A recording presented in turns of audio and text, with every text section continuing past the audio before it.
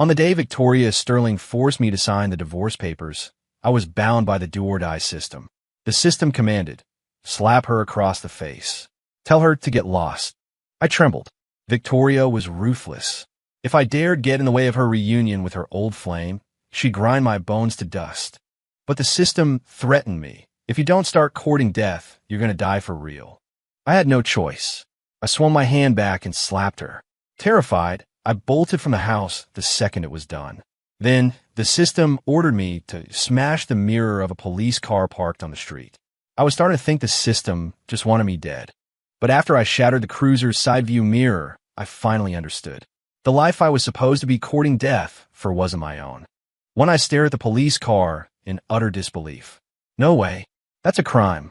The voice in my head was ice cold. Court death, or you die. I hadn't believed it at first.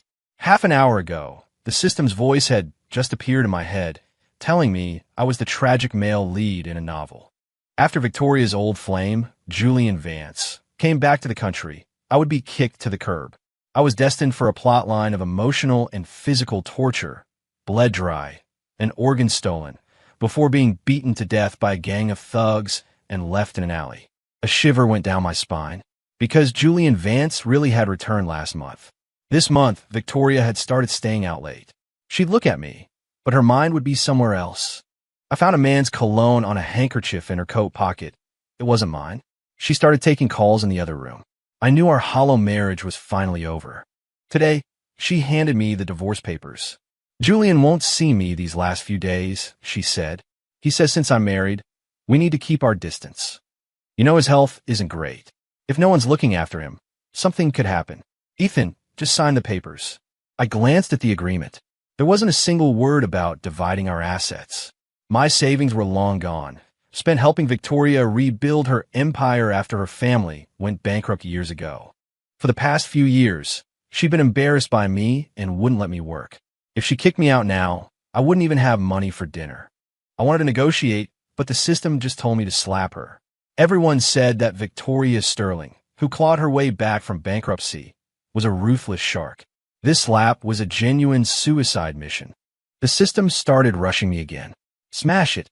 Now, terrified that the system's grim prophecy would come true, I found a loose brick from a retaining wall and brought it down hard on the cruiser's mirror. With a sharp crack, the mirror assembly broke off and clattered to the pavement.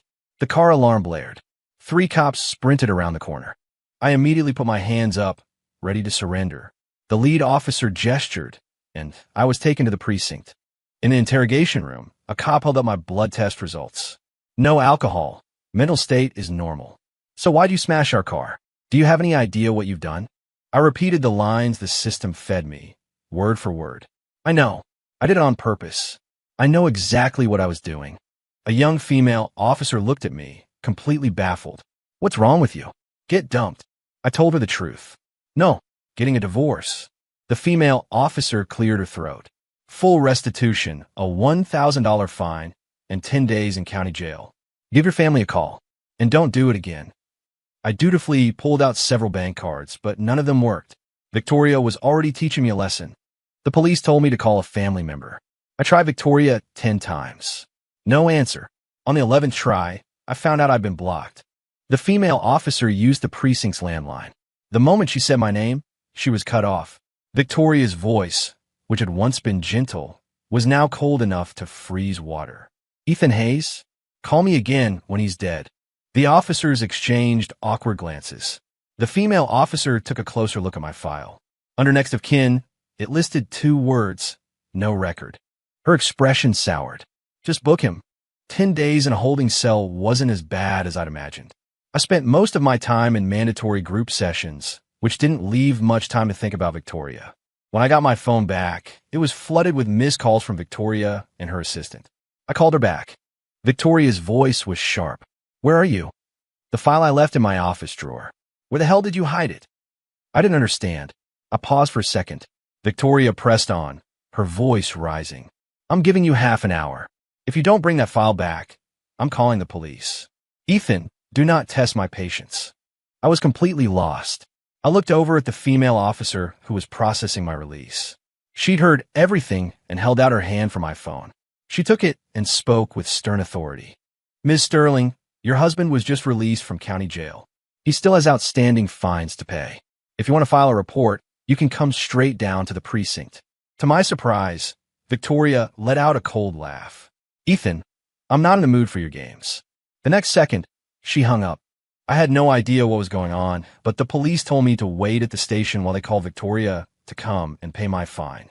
Half an hour later, she stormed in, her face as dark as a thundercloud. She was grilling one of the officers. Are you absolutely sure he's been in here for the last 10 days? That he hasn't gone anywhere? The officer snapped back, annoyed. Believe what you want. Just pay the fine. On the way to her corporate headquarters, I pieced together what had happened from the conversation between Victoria and her assistant. Yesterday, the bid proposal Victoria had left in her desk drawer vanished. It was for the company's most important and confidential project of the year. Only Victoria had the final copy, and the bid was due tomorrow. I was confused. For a file that important, wasn't there a backup? The assistant answered in a hushed tone. Mr. Vance accidentally spilled water on Ms. Sterling's laptop. The hard drive was completely fried. Victoria shot me a warning look. Julian feels terrible enough as it is. He's a sensitive person. You are not to mention this in front of him. The entire office was in crisis mode, everyone scrambling. The only person who was relaxed was Julian Vance, who was casually browsing the web from Victoria's executive chair. When he saw me, he smiled and walked over. Victoria, you found Ethan? Does that mean you found the file? He took Victoria's hand, his fingers playfully intertwining with hers. I told you Ethan was just angry and took the file to get back at you. You can stop worrying about the bid. Victoria's expression was strange. She said nothing. Julian's smile faltered. His eyes shifted to me. Ethan, don't tell me you lost the file? When I didn't answer, his brow furrowed slightly. Ethan, I heard Victoria brought up the divorce. I know she was wrong to do that, and you must be upset, but you shouldn't have taken a company file.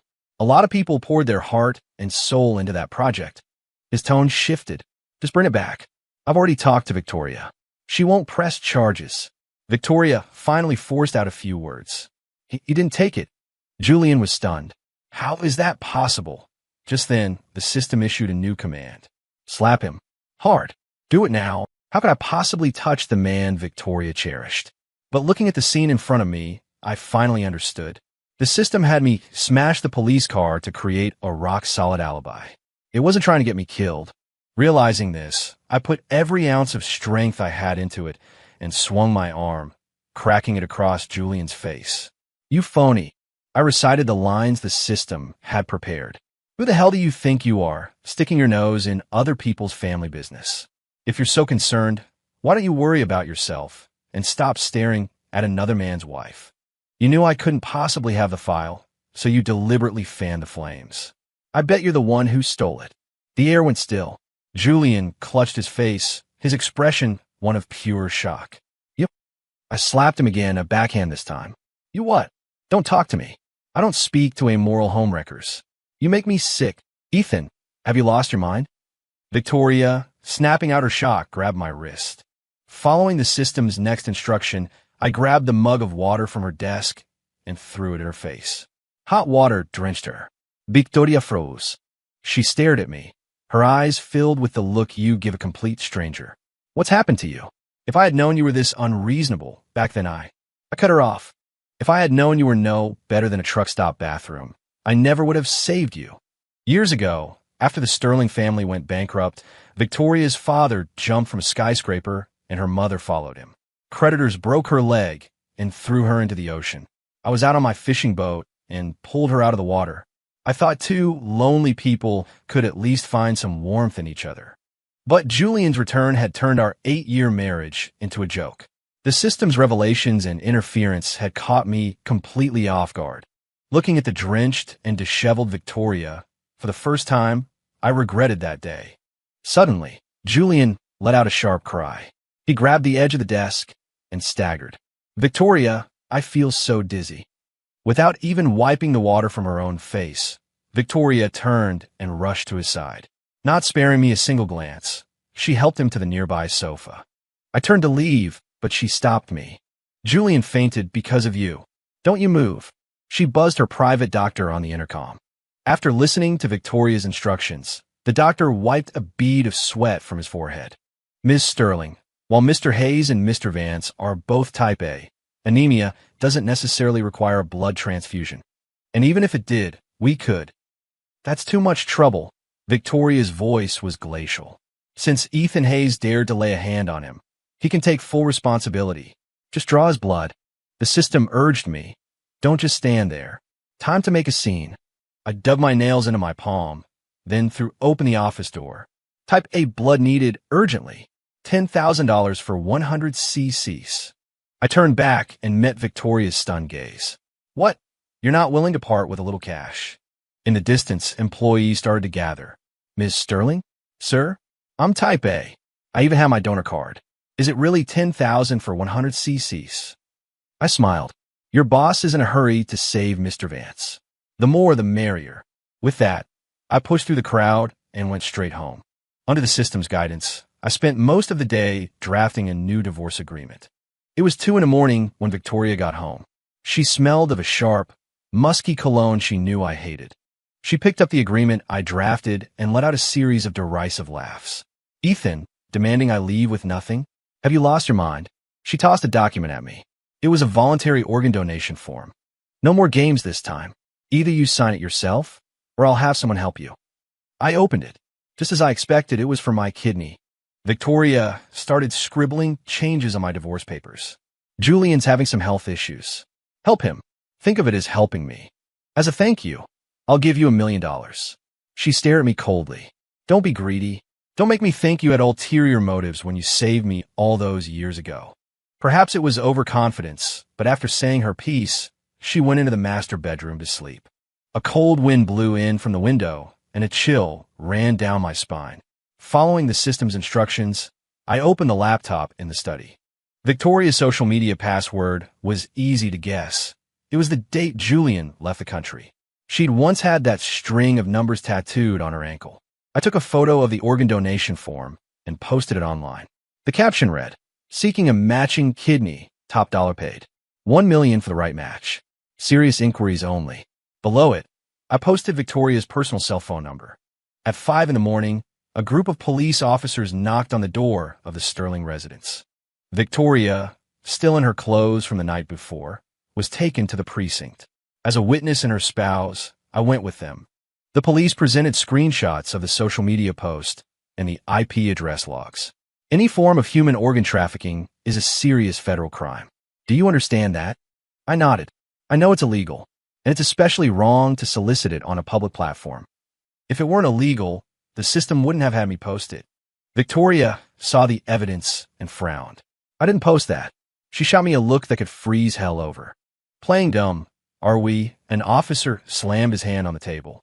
Then take a look at this. An anonymous post from one of your employees on a workplace forum last night.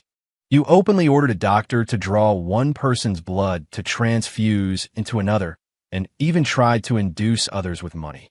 That's also illegal, you know. Victoria pressed her lips together. It never happened. The officer sneered. You showed clear intent. It's attempted, and that's enough. Just then, another officer brought Julian Vance in. He was weeping as he threw himself into Victoria's arms. Victoria, are you okay? This is all my fault. If I were healthy, none of this would have happened. Trailing behind him was a familiar face, the young female officer for my arrest. The moment she saw Victoria and me, her face hardened. Investigate this thoroughly. Their marital relationship is clearly unstable. This can't be treated as a simple public disturbance charge. Seeing that they were about to handcuff Victoria, Julian panicked. He stood in front of the officers. Victoria didn't commit a crime. When they tried to move him aside, he blurted out, I'm not sick. I don't need a kidney transplant. So she couldn't have been trying to actually buy an organ. The moment the words left his mouth, Victoria shot to her feet. You're not sick, but when you left the country, you said it was because you were ill, that your family was forcing you to. I was cured. Julian scrambled to explain, realizing his mistake. I was treated overseas. I'm completely healthy now. I watched from the side, a cold indifference settling in my heart. Julian had fled the country the moment he heard the Sterling family had gone bankrupt, using the excuse of seeking medical treatment. Now, it was obvious to anyone with eyes that it had been a lie. Victoria's lawyer arrived, and, after some negotiation, she was released after paying a hefty fine. She was silent the entire ride home. I sat in the front passenger seat, watching in the rearview mirror as Julian gently placed his hand on hers. Victoria, I didn't mean to hide it from you. My illness really was cured overseas. You can check the records. His eyes reddened again. I just wanted to see if you still cared about me. That's why I lied. If you still hate me, you can hit me. Don't be ridiculous. I would never hit you, Victoria said, turning her hand to grasp his. I turned my head away. The system gave its next order in my mind. When you get out of the car, take Victoria's phone. I didn't argue. At this point, a little theft was nothing. In the rearview mirror, I saw Julian subtly gesture toward his phone screen. Victoria glanced at it, then her eyes flickered up to me in the front seat. After a moment's hesitation, she gave a slight nod. The driver dropped Julian off at his place first, then headed for our house. As I got out of the car, I tapped Victoria on the shoulder. You got a bug on you. As she turned, I slipped the phone from her coat pocket. She looked back and instructed the driver to send all the house staff away for the night. My husband and I have things to discuss. I quickly glanced at her phone. The latest text was from Julian. This whole thing has to be Ethan's doing. Victoria, you have to teach him a lesson. Lock him in the house for a bit. I've arranged for some guys to come over and scare him straight. I understood. That's what Victoria had nodded at. The system asked me, do you know how to court death this time? I nodded. After the last of the staff had left, I followed Victoria inside. She turned around and had just started to say, I'm going out, when I kicked her hard in the back of the knee. Catching her off guard, I slammed the heavy front door shut and locked it. The solid oak door slammed shut. A sharp pain shot through Victoria's knee. She stumbled, catching herself on the door to stay upright. Her eyes blazed with an incredulous fury, as if she were looking at a stranger. Ethan, I think you've actually gone insane. I let it slide when you slapped me, but that seems to have given you the wrong impression. Did you really think I'd tolerate anything you do? Open this door. I ignored her. Following the system's prompt, I used the key to double lock the deadbolt. The metal bit into my palm, but I didn't dare hesitate for a second. If I didn't do this, I would be the one to die. I turned, went back to the car, and retrieved the item Victoria had asked the driver to buy earlier. Inside the plastic bag was a heavy-duty bicycle U-lock. I could hear Victoria fumbling with the lock from the inside. A nervous sweat broke out on my forehead as I quickly threaded the U-lock through the two large door handles, securing them together. Now, the door was impossible to open from the inside. Victoria was so enraged a vein pulsed on her forehead. She started kicking the door. You open this door right now. I shook my head and shouted back, no. A strange, bitter sadness washed over me. When I first took Victoria in, we were crammed into a tiny rental, living on instant ramen for 2 out of 3 meals a day. But I never felt miserable then, and she never complained about me being poor.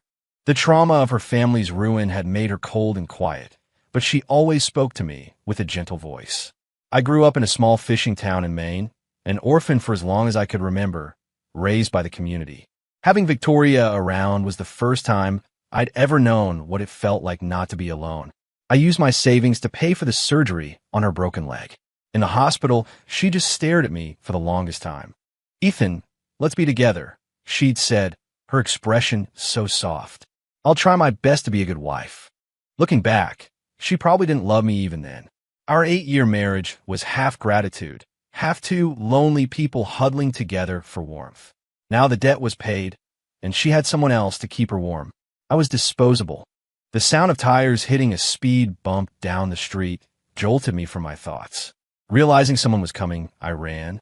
I got in my car, drove it about 200 yards down the road from the house, and ducked down in the seat. Several windowless vans sped past and screeched to a halt in front of the gate. 7 or 8 men in masks and hoodies jumped out, carrying steel pipes and machetes. Their eyes were vicious. My heart hammered against my ribs. If it weren't for the system, I'd be the one locked in there right now. These thugs wouldn't have left me in one piece. But since Victoria was the one who called them, she should be fine, right? My palms were sweating as I thought about what she would do to me after they let her out. I was about to start the car and flee when I saw Julian's car pull up from the other direction. He parked across the street from the house and started playing on his phone, looking bored. Victoria's phone kept vibrating in my pocket. I pulled it out. It was a flood of messages from Julian. Victoria, where are you? I'm at the house, but I don't see you. The guys are going in. This time we have to teach Ethan a lesson he'll never forget. If it weren't for him, you never would have been dragged into that police station. Just then, a blood-curdling scream echoed from the villa. It was Victoria's voice. Six-Eye froze. Weren't these the guys Victoria called? Why would they attack her? Was this some kind of act to fool me? Being cautious, I stayed hidden in my car. When the scream rang out, Julian was in the middle of sending a cute sticker to Victoria's chat. His fingers twitched, and he shot his head up. The front gate was locked, but he could clearly hear things being smashed inside, along with the rough shouts of men. Shit, they said it was a guy. How is it a woman? Who cares? We got paid to do a job. Hold her down. Victoria screamed again. The casual look on Julian's face shattered.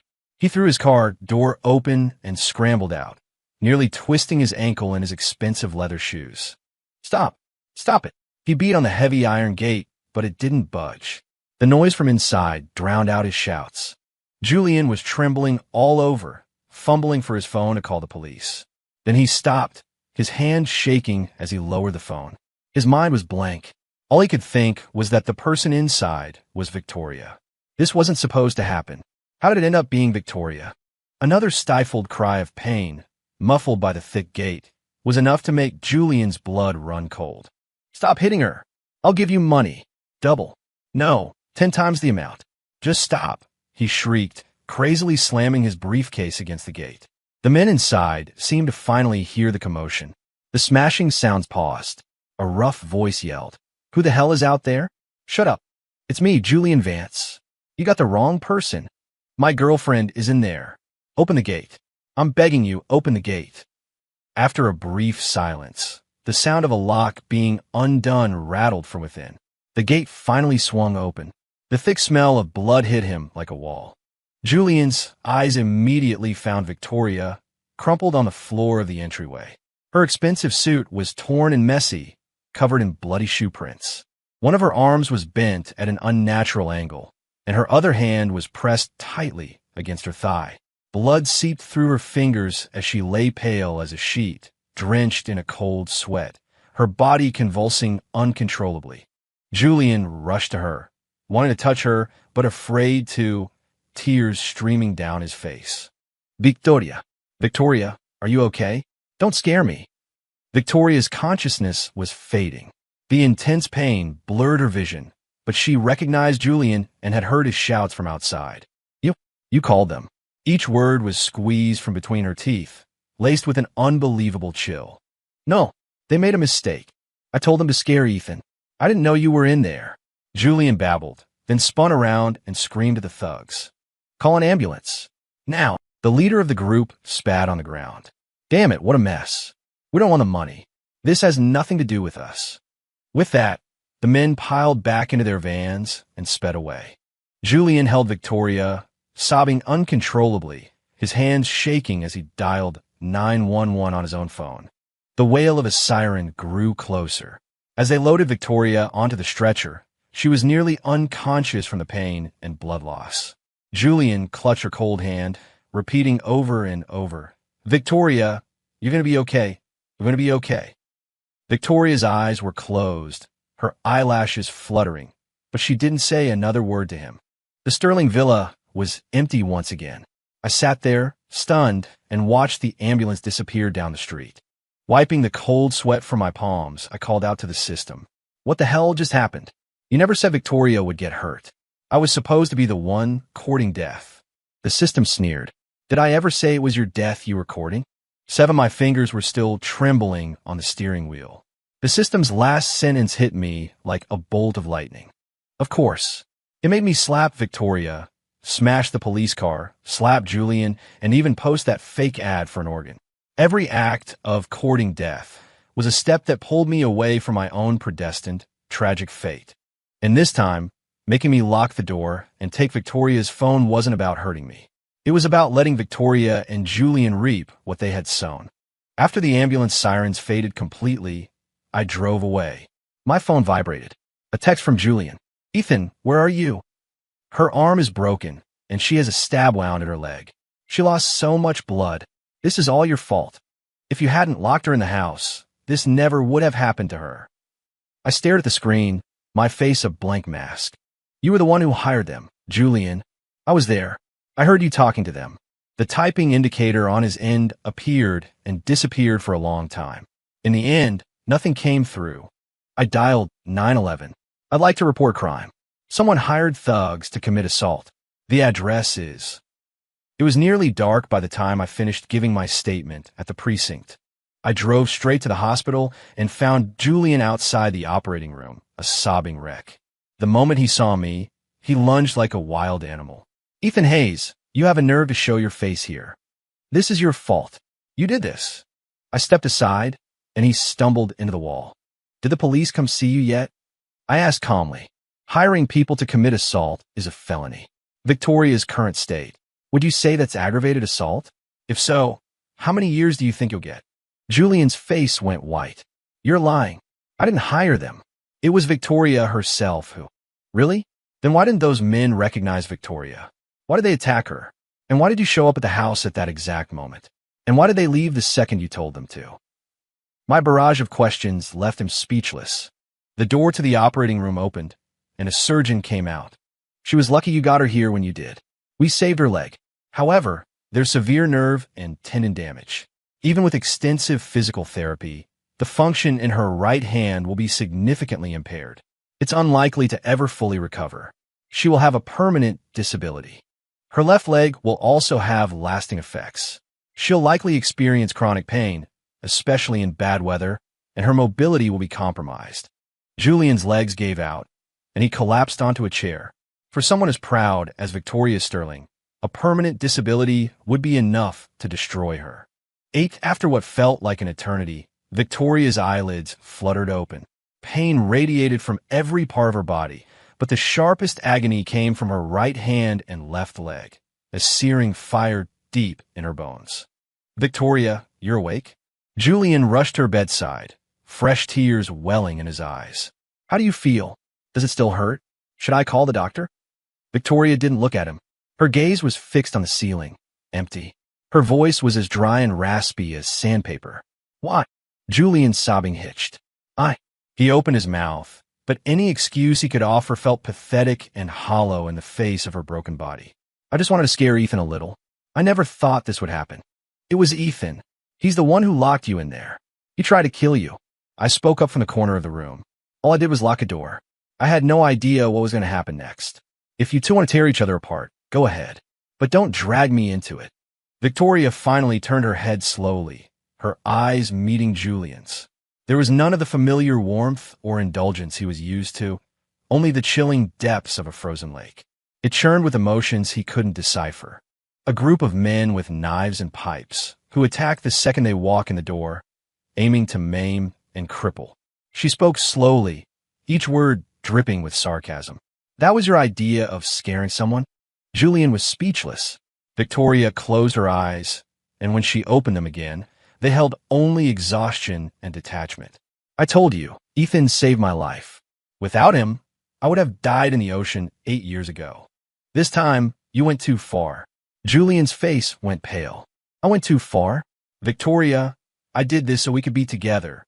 Ethan manipulated you, ruined your reputation online, got you arrested, and you're still defending him? And what about me? Do you have any idea how miserable my life has been all these years?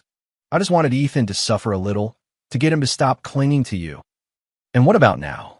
Victoria's voice suddenly rose, thick with suppressed rage and pain. Who's the one suffering now? Who's the one who ended up like this? She tried to move her right hand, but a jolt of agony made her gasp, a vein throbbing in her temple. My hand is probably useless now. The last words were a whisper, but they landed with the force of a sledgehammer. You should go, she said, closing her eyes again, her voice utterly weary. I want to be alone. Victoria, go. Her tone was cold and final. Julian stared at her profile, a toxic mix of fear, resentment, and jealousy igniting in his heart. He turned and stormed out, shooting me a venomous glare as he left. Once the door was closed, Victoria looked at me. Her voice was hoarse. Ethan, I'm sorry. I've been so foolish these past few weeks. I actually believed Julian was the same person he used to be. I never should have asked for a divorce. I cut her off. Save it. Watching them argue, I finally understood why there was only quiet companionship between us and nothing more. Without love, there could be no hate. A sense of release washed over me, and I smiled. Victoria, you never should have gotten together with me back then, and I never should have said yes. Her expression was a complex storm I couldn't and didn't want to understand. I pulled out my phone. Right now, Victoria, you should be more concerned about the company's stock. As it was a marital asset, half of it was legally mine, and since I was penniless, I had every reason to be concerned. The failed bid, the arrest, and now this accident. The string of disasters had sent the Sterling Group's stock into a nosedive. That was the real crisis she needed to focus on. 9 Victoria was only in the hospital for 3 days. 72 hours, to be exact. Once the morphine wore off, the pain was a constant, gnawing presence, but the incessant ringing of her phone was worse. Having gone through bankruptcy once before, she had no mental energy for anything but the company. Her assistant, sporting dark circles under her eyes, shuttled between the hospital and the office, buried under stacks of documents. Julian tried to visit several times, but was politely turned away by the security detail Victoria had posted outside her door. She'd given a strict order. She would see no one. The soups and gifts he sent were all thrown in the trash, untouched. I watched it all unfold from a distance. On the 4th morning, against her doctor's orders, Victoria checked herself out. She went straight from the hospital to the office in a wheelchair. For the next few weeks, Victoria operated like an overloaded machine, running on pure adrenaline. The system remained quiet, giving me no new instructions. Concerned about my marital assets, I had our housekeeper prepare meals and deliver them to her office every day. A few times, I ran into Julian in the lobby downstairs. He'd be arguing with security, but no matter what he said, they wouldn't let him up. When he saw me, he would get so angry he'd point a shaking finger in my direction. Why does that bastard get to go up? A security guard would reply impatiently, Sir, that's Mr. Hayes, Ms. Sterling's husband. Please show some respect. Julian would throw whatever gift he'd brought to the ground in a rage. Victoria and I are childhood sweethearts. She would never do this to me. You tell her to come down here. Tell her to come down. No one paid him any mind. I calmly smoothed my sleeves. Mr. Vance, instead of causing a scene here, you might want to go home and think. The police are still investigating the assault on Victoria. Have you figured out your defense yet? He stared at me, his eyes bloodshot, looking like he wanted to tear a chunk out of my flesh. I was unfazed. I got in my car and left. Victoria was decisive and brilliant. In just over 2 weeks, she had stabilized the company. Tonight, she was hosting a dinner for the key partners who had helped her weather the crisis. Ethan, come with me, she said. It's just a small, private dinner with a few friends. It won't be a big crowd. I agreed. And then, the system issued a new directive. Invite Julian Vance. I immediately had an invitation sent to him. That evening, in the hotel's penthouse suite, Victoria frowned when she saw Julian walk in, dressed in a flamboyant suit. Why did you invite him? I gave a faint smile. He's your friend too, isn't he? Or are you afraid to see him because you feel guilty? I don't want to fight with you, she said, her voice low. She turned away, refusing to look at Julian again. Seeing this, Julian stormed over to me, his face dark. Ethan, are you trying to stir up trouble between us again? What's the point? I smirked. Does your relationship really need my help to fall apart? He gritted his teeth and waved over a waiter, taking 2 glasses of red wine from the tray. I watched him closely. The stem of the glass in his right hand had a tiny, almost imperceptible scratch on it. He walked over and handed me the marked glass. The dark red liquid swirled under the dim lights, gleaming with a sinister sheen. I smiled and walked directly over to Victoria. She had just finished a round of conversations and looked exhausted. Her expression softened when she saw me approach. What is it? I held out the glass. A gift for Mr. Vance. You look tired. Why don't you have it? Wait. From across the room, Julian's voice was tinged with panic. I looked at Victoria. You're not drinking it. Why? My voice turned cold. Is it because you think Julian is trying to poison me? And you're afraid to drink it yourself? Victoria looked from the glass to me, her eyes a swirl of complex emotions. Then, without another moment of hesitation, she took the glass and drained it. Ethan, I know Julian has done some things wrong, she said, her voice firm. He can be foolish, but he is not the monster you think he is. Julian, who had been rushing over, froze in place, trembling. Suddenly, Victoria squathed. She tried to say something, but all that came out was a choked gasp. The wine glass slipped from her fingers and shattered on the floor. She clutched her chest, her body seizing violently as she slid from her wheelchair to the ground. Victoria! Julian let out a gut-wrenching scream and tried to rush forward, but was intercepted by security guards who had heard the commotion. Victoria writhed on the expensive carpet, convulsing from the intense pain, a dark, reddish foam bubbling at the corners of her mouth. She fought to lift her head, her bloodshot eyes first landing on Julian with an expression of utter disbelief. It was a look of shock, of agony, of ultimate disappointment. Then, slowly, torturously, her gaze shifted to me, standing silently to the side. I sighed internally and calmly took a step back. Victoria seemed to want to say something, her lips moving, but only more blood spilled out. The room descended into chaos. I stood my ground, watching Victoria's body rapidly lose its vitality, watching Julian's face twist into a mask of complete breakdown, as if I were observing a silent film that had nothing to do with me. The police arrived quickly. A medical examiner performed a preliminary check on the scene and shook his head grimly. Cyanide poisoning. A massive dose. The police sealed off the area and took everyone in for questioning. I recounted everything that had happened, honestly and accurately. Half an hour later, an officer returned to tell me what had happened. Julian Vance had a complete mental breakdown. He confessed to everything. My condolences. The night was deep and dark when I walked out of the police station. In my mind, the system's voice finally spoke again, as calm and emotionless as ever. Mission complete. Host is secure. I stopped walking and looked up at the starless sky. Victoria was dead, killed by the poisoned wine her beloved old flame had prepared for me. Julian was finished. The full weight of the law awaited him. And I, the tragic male lead who was supposed to be tortured, bled dry, have his kidneys stolen, and die miserably in the street, was still alive. I asked the system, the plot is completely broken. Will this world continue to exist? For the first time, the system made a joke. You lost the love of your life. How is that not a tragedy? I smiled and walked toward a new day,